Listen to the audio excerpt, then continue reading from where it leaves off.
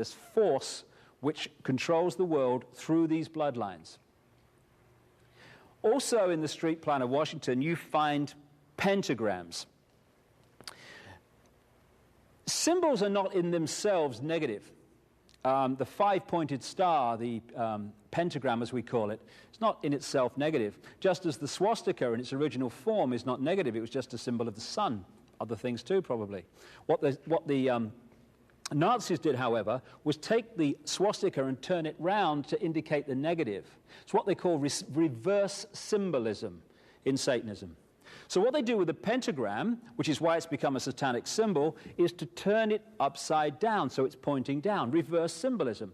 It's the same with the dove, Semiramis. To the general population, the dove equals peace, love, and all this stuff. Reverse symbolism, the dove equals death and destruction. So here we have two pentagrams in the street plan of Washington. The top one points into the Capitol building, and the one at the bottom points into the White House.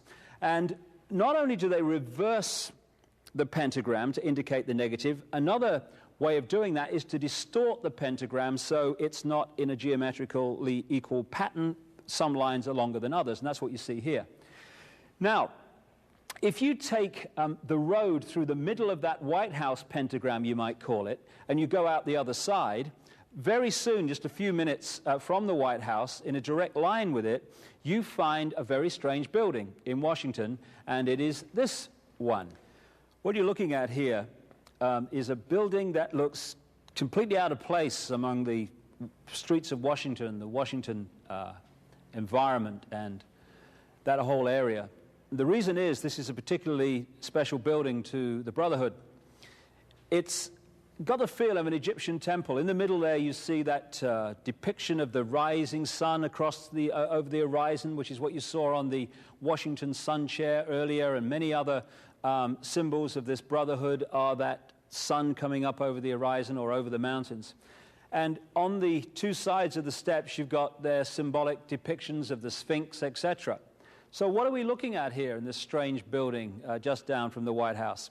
Well, we're looking at the Supreme Headquarters, 33rd degree Scottish Rite of Freemasonry.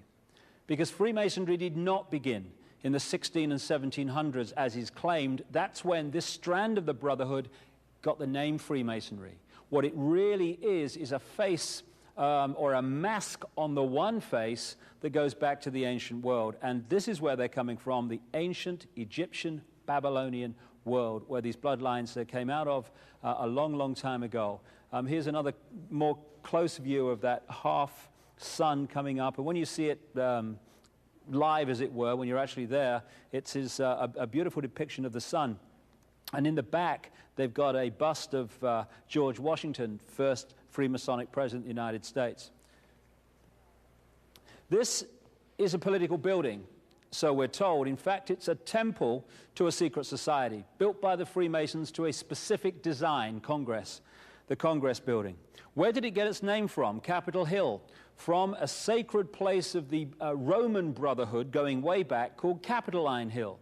And when Madeleine Albright, high priestess of this Brotherhood, became Secretary of State, and she went across on her first overseas visit to Europe, she actually went to Rome and made an official visit, what for her would have been a pilgrimage to Capitoline Hill in Rome, and that's where we get Capitol Hill from.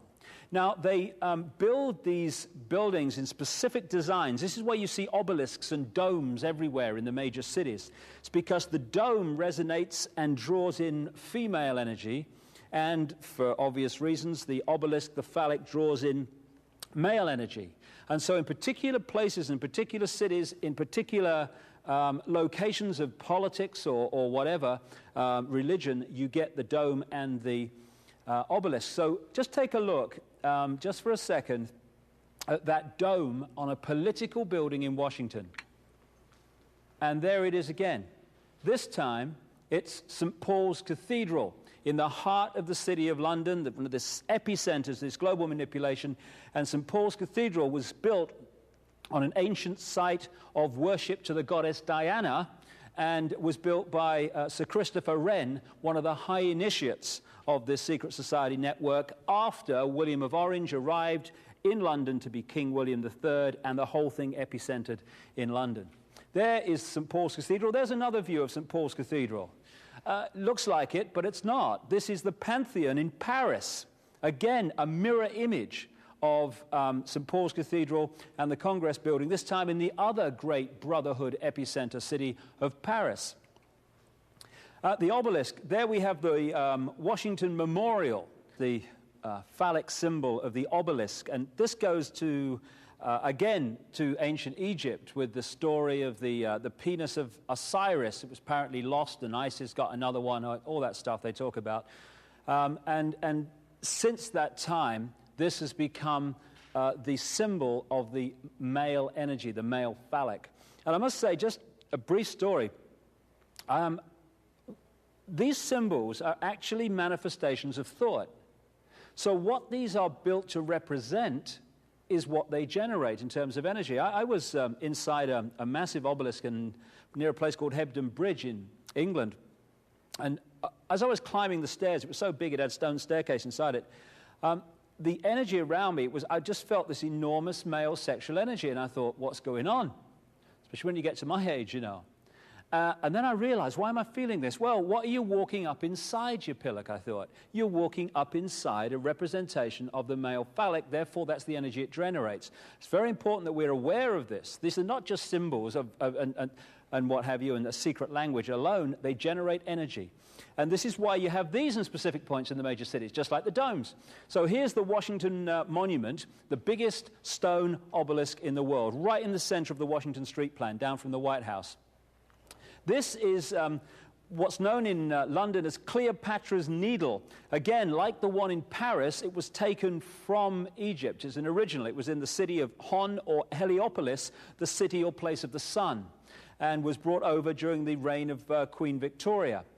Again, this is on former Templar land. The Temple Bar is just across from here, where the center of the secret society network of the legal profession is based, in the former Templar land of Temple Bar. Here's, again, this 3,200-year-old obelisk in the city of Paris, from Luxor in Egypt. No accident. There's another one in Central Park, New York, I understand, as well. Here in the wholly owned Brotherhood city of Las Vegas, where they had a blank sheet of paper to start with, a blank sheet of land, they have just filled it with the symbolism of thousands of years. And here you have the big black pyramid, the casino. Again, that will be resonating energy in a certain way in that place of Las Vegas. There you have the big Sphinx, and there you have the obelisk as well. Now, one of the other things they do is that they symbolize the sun and the moon in the sense that they put the building representing the sun, like the Arc de Triomphe, and they put next to the building what they call a reflecting pool. And the reflecting pool, this is the Lincoln Memorial in Washington here, just down from that obelisk, the reflecting pool reflects the building. In other words, the building is the sun, the water is the moon. And here's that symbolism again in Dealey Plaza this time with the obelisk that the Freemasons put up there after Kennedy was killed. And again, it is the male phallic, the obelisk, reflected in the reflecting pool, which symbolizes the moon. They understand how these moon and sun energies can be used and manipulated, and that's one of the great areas of knowledge that has been kept from the rest of the population in the secret society network. And this goes back a very long time. Interestingly, it is this Brotherhood network that created Christianity and created Islam and all the other religions, and the biggest secret documents this in great detail. They created the religions as a prison religion and to imprison the mind of the populace, but they also built the cathedrals and the main churches, and they built them on the vortex points, on their sacred points, in a certain way. Again, I mentioned St. Paul's Cathedral was built on a former site of goddess Diana worship. The goddess Diana was one of the great goddesses of the ancient world. This is Notre Dame, Our Lady Cathedral in Paris, one of the most famous cathedrals in the world, Notre Dame. Because people thought Notre Dame, Our Lady, Mother of Jesus, it was taken as a Christian name.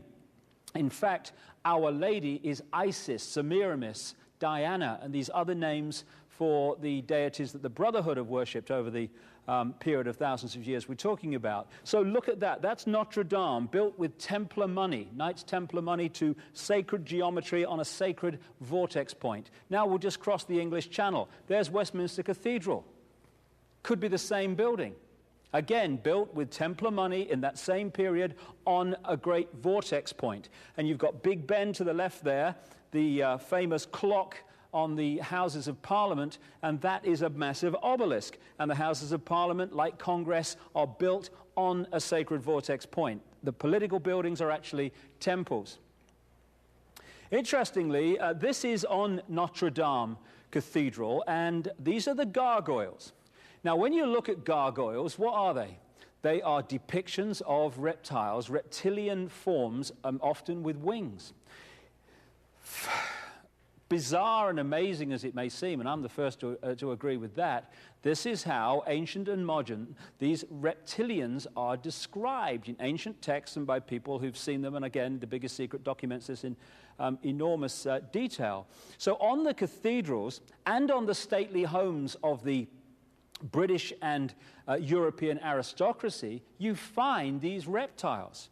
You also find them on or around a modern airport, Denver Airport. Why are gargoyles in Denver Airport?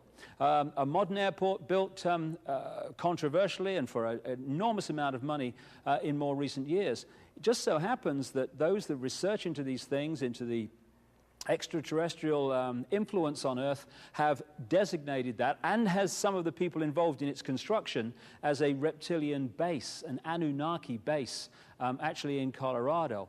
In Dealey Plaza, where they killed Kennedy, one of the buildings of Dealey Plaza has gargoyles all over it. Why? Because this is symbolic of the bloodlines and where the bloodlines actually come from and what they're controlled by. This is a depiction 5,000 years BC in the Ubaid culture, the one that just preceded Sumer in what we now call Iraq, and this was a depiction of one of their gods. And again, the reptilian, lizard-type humanoid figure, ancient and modern, keeps coming up again and again, and you can see it also in the states, in the coats of arms and the family coats of arms of these aristocratic bloodlines in Europe. Okay, another indication of how this symbolism works and where they're coming from, this is George Washington. In the last century, they decided they didn't have a decent statue of George, so instead of getting an American to produce one, they ordered it from Italy, from Florence. And when it arrived on the dockside, people were staggered, because here was George, the first president of the United States, depicted naked from the waist up with this cloth over his Bill Clinton's, and then pointing up one arm, pointing down the other. What's going on? Unless you realize where these people are coming from, it's inexplicable. Well, if you just hold that in your mind, arm up, arm down, naked from the waist up, and then Bill Clinton's covered in a piece of cloth, well, this is where it's coming from. This is the ancient depiction of the compilation of the negative force symbol that the Templars worshipped, or the high-level Templars worshipped anyway, called Baphomet. And this is why they depicted George Washington in that way.